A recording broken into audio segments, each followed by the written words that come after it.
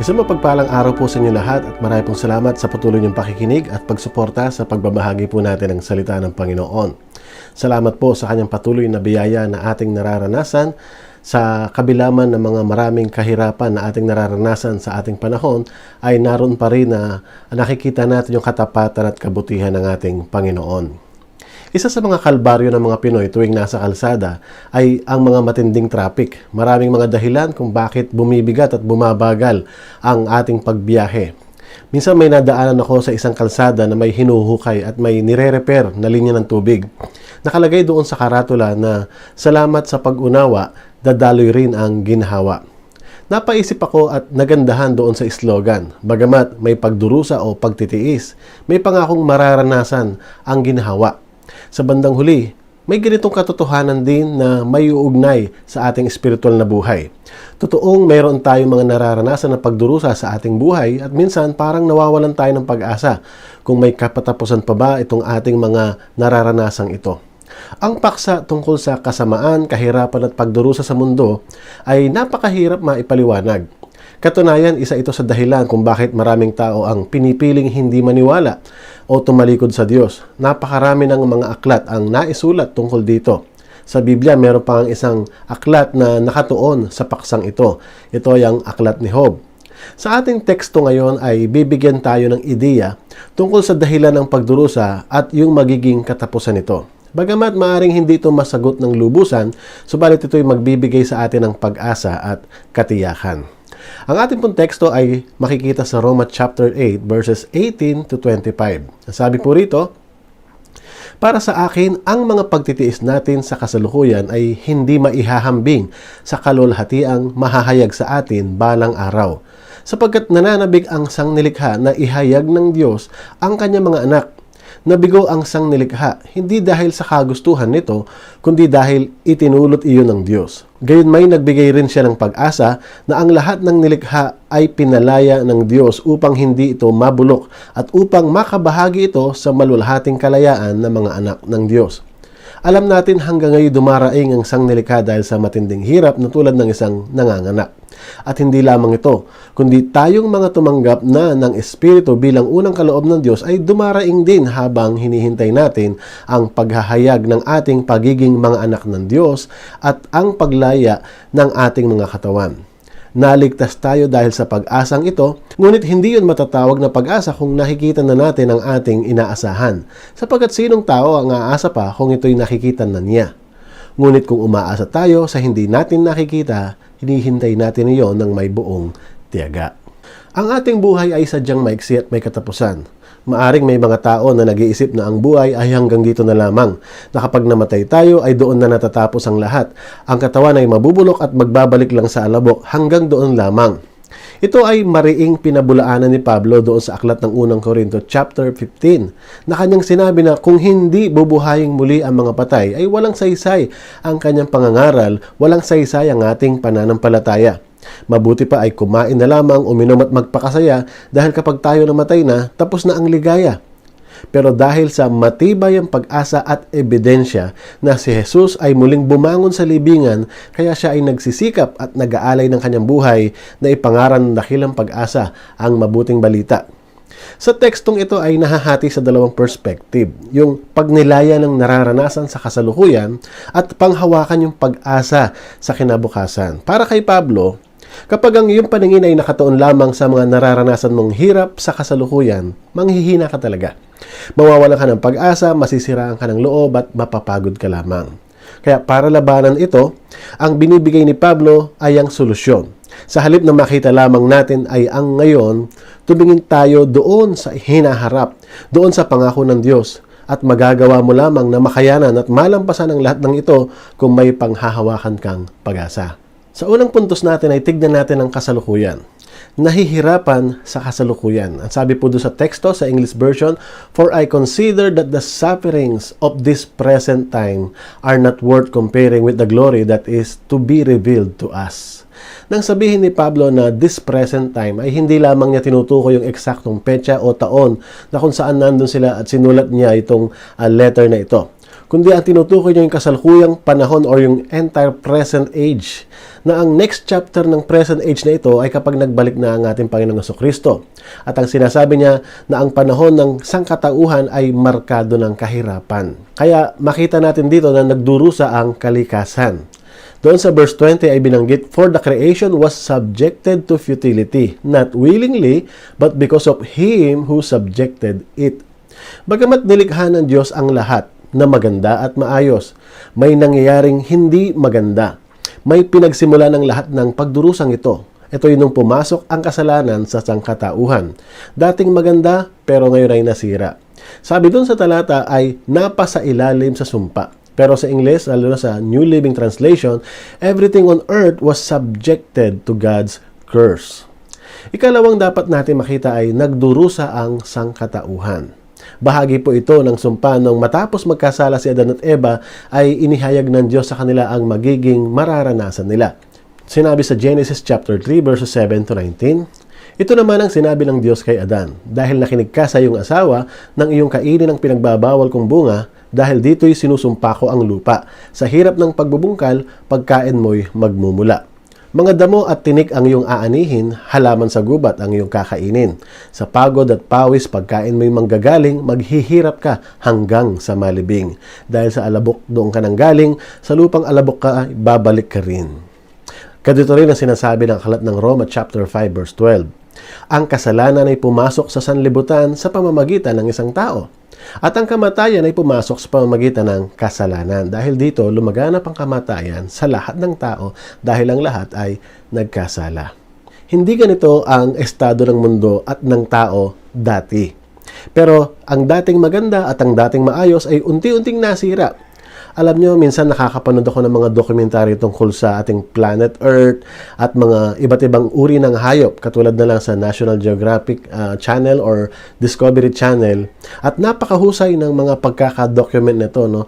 Yung pagkakakuha ng camera kung paanong hinahabol ng isang leon, ang isang usa, o kaya naman sa dagat yung pagtalon ng pating upang makuha yung kanyang pagkain na sea lion. Nakakabilib man tignan at maaring ang inakala natin ay ganito ang normal setting ng kalikasan na para bang survival of the fittest.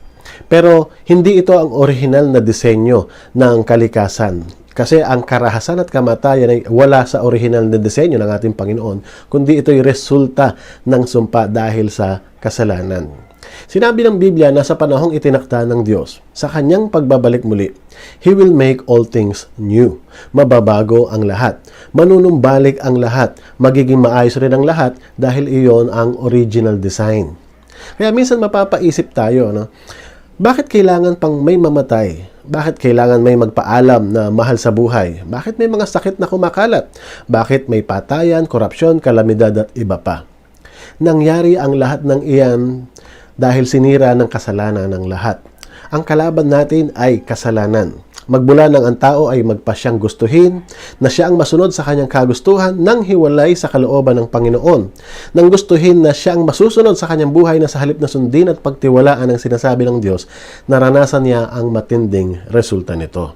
Kaya sa Roma 8:23, ito yung sinasabi, "At hindi lamang ito, kundi tayong mga tumanggap na ng Espiritu bilang unang kaloob ng Diyos ay dumaraing din." Hindi lamang nagdurusa ang kalikasan, hindi lamang nagdurusa ang sangkatauhan, kundi nagdurusa maging ang mga mananampalataya. Magandang i-emphasize ito bilang pambalanse dahil marami na po kasing nagtuturo na para bang ang will labang ni Lord sa buhay mo kapag naging Kristiyano ka ay maging successful, healthy, and wealthy. Madalas na mapilipit ang salita ng Diyos at nagagamit yung "I know the plans I have for you," plans to give you hope and future. Kapag ang nararanasan natin ay kabaligtaran ng false promise na ito, parang may guilt feeling na kapag sa halip na health and wealth ay puro kahirapan at karamdaman ang nangyayari sa buhay mo, minsan inisip mo baka may problema doon sa faith ko or may kulang doon sa aking lakas ng pag-claim ng promise. Pero tignan natin maigi yung talata. Sabi sa Roma 8:23, hindi lamang ito, kundi tayong mga tumanggap na ng Espiritu bilang unang kaloob ng Diyos ay dumaraing din. Kahit si Pablo kasama dahil sinabi niya, tayong mga tumanggap.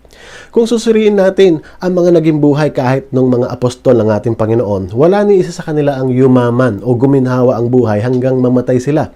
Kabaligtaran pa nga ang nangyari dahil sa kanilang pagsunod kay Jesus, nalalagay araw-araw sa peligro ang kanilang buhay. Pero bakit sila nagpapatuloy? Dahil maliwanag sa kanila na kasama ang pagdurusa at sakripisyo sa pagsunod kay Kristo. Sa panahon natin ngayon, mga kapatid, magandang pag-isipan at maging mapanuri po tayo. Hindi po natin ito sinasabi para manuligsa o magparinig o siraan yung mga ibang mangangaral. Ang ating lamang pong nais iparating ay maging mapanuri.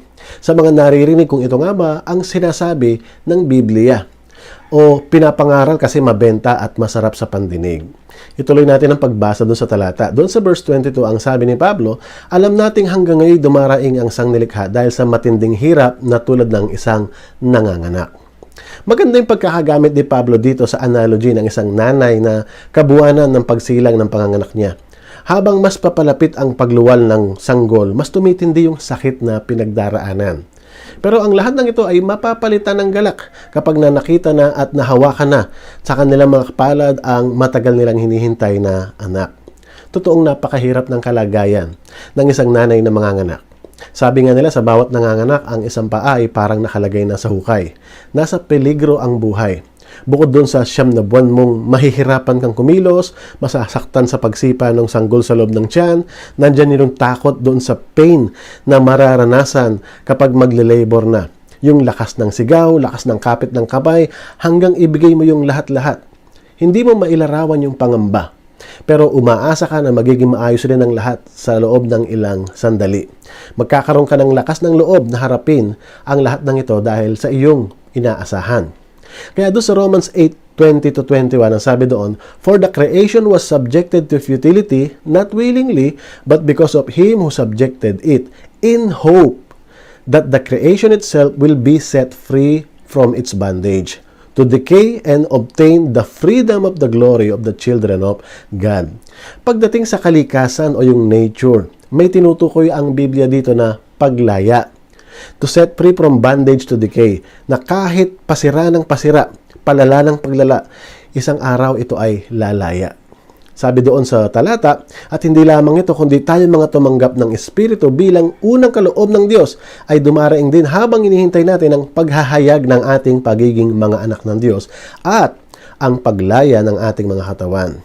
So parehong may nakadestinong masira at mabulok itong kalikasan, maging tayo mga mananampalataya, maging lahat ng tao, yung ating katawan, nakadestinong pareho sa pagkabulok. Pero parehong may sinasabing pag-asa. Pag-asa na ito'y lalaya mula sa pagkasira. Yung ating planeta na masisira, isang araw ay lalaya din. Tayo din ang mga may pisikal na katawan. Bagamat tatanda, mamamatay, ay meron ding pinangakong paglaya ng ating mga katawan. Kaya kahit ganun pa man, kahit nararanasan natin ang pagdurusa at kahirapan, may natitira pa ring ganda sa nilikha ng Diyos.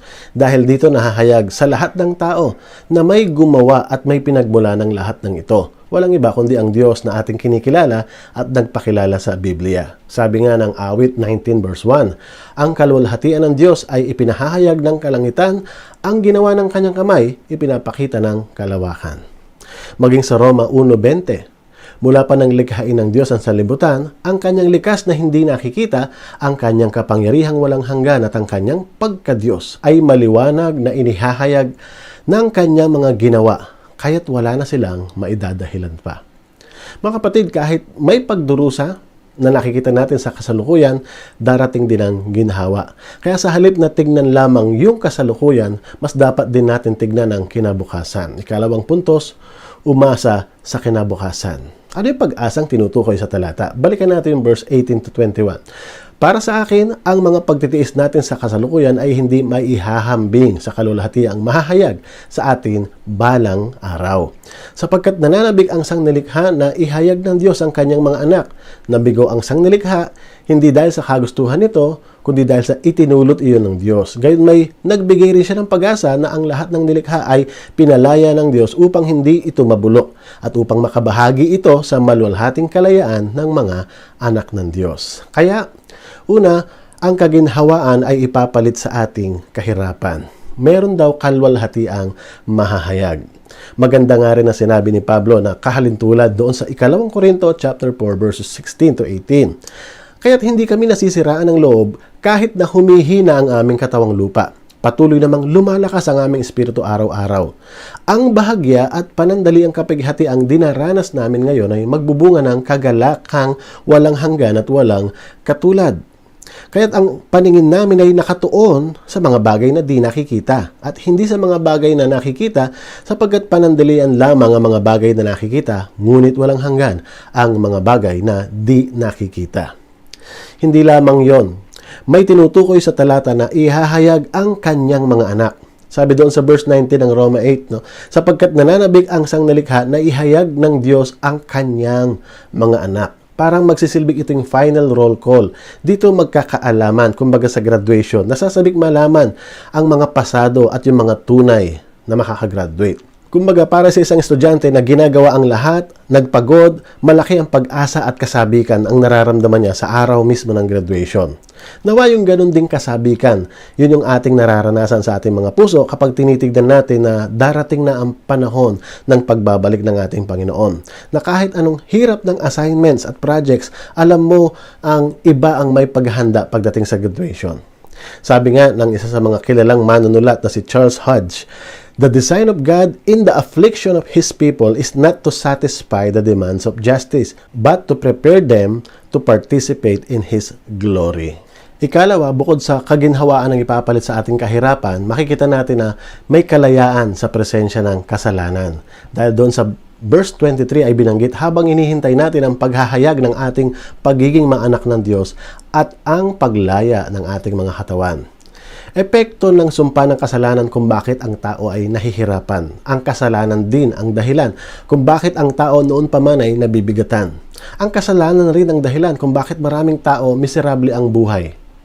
Subalit dahil sa Panginoon, mararanasan natin na makalaya sa kapangyarihan ng kasalanan. Dahil doon sa langit, hindi ka na mahihirapang matukso ng kasalanan dahil walang lugar doon ng kasalanan. Wala ang presensya ng kasalanan. Tayo ay binago na at pinalaya na. Pangatlo ay kaluwalhatian ay ating mararanasan. Hindi lamang tayong mga tao ang mababago, kundi masasaksihan rin natin ang bagong sangnilikha. Ang napakaayos at perpektong mundo na walang mga sakuna, trahedya, karamdaman, delubyo at karanasan. Maaring kasing ganda or higit pa doon sa halamanan ng Eden. We are glorified. No? May glorified body tayo. Ito yung glorification na kung tawagin natin yung final stage, tayo ay magiging banal, perpekto, walang dungis. We will be conformed into the likeness of His Son. Magiging kawangis tayo ng ating Panginoong Jesucristo. Magiging banal tayo. At pang-apat, kagalakan na pang walang hanggan ay ating mararanasan. Maganda ang binanggit sa Pahayag 21, verses 4 and 5. At papahirin niya ang bawat luha sa kanilang mga mata. Wala ng kamatayan, walang dalamhati, pagtangis at paghihirap sapagkat lumipas na ang mga dating bagay. Pagkatapos ay sinabi ng nakaupo sa trono, "Pagmasdan ninyo, binabago ko na ang lahat."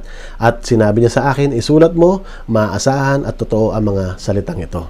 At panghuli, bukod sa tignan natin ang kasalukuyan at umasa sa kinabukasan, yung pangatlo ay katiyakan dahil sa kanyang espiritong nananahan.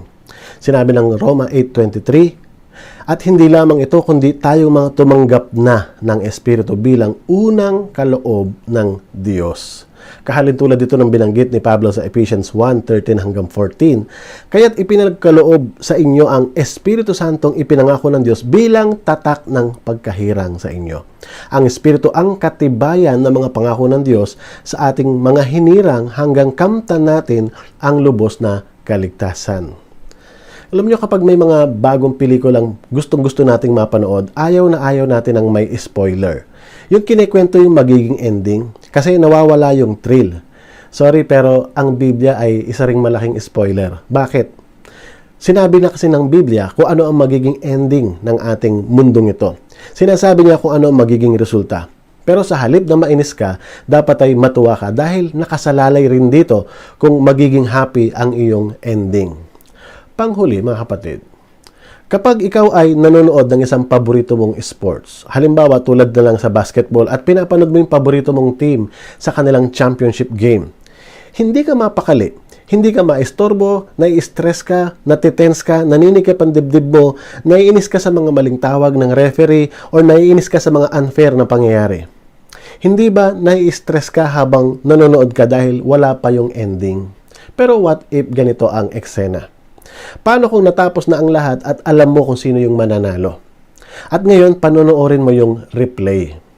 Ano ang magiging pagkakaiba ng panonood mo sa replay doon sa panonood mo doon sa live? Nai-stress ka pa ba? Malamang hindi na, tama. Bakit? Kasi alam mo ang ending.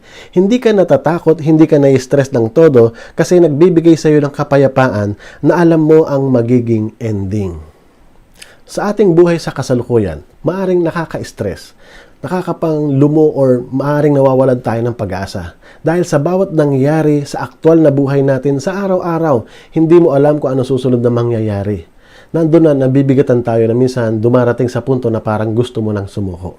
Pero mga kapatid, binanggit sa Biblia kung ano yung naghihintay na pag-asa doon sa mga tunay na nananalig sa ating Panginoong Jesucristo. Alam na natin ang magiging katapusan at alam natin ang mga pag-asang naghihintay doon sa ating mga mananampalataya.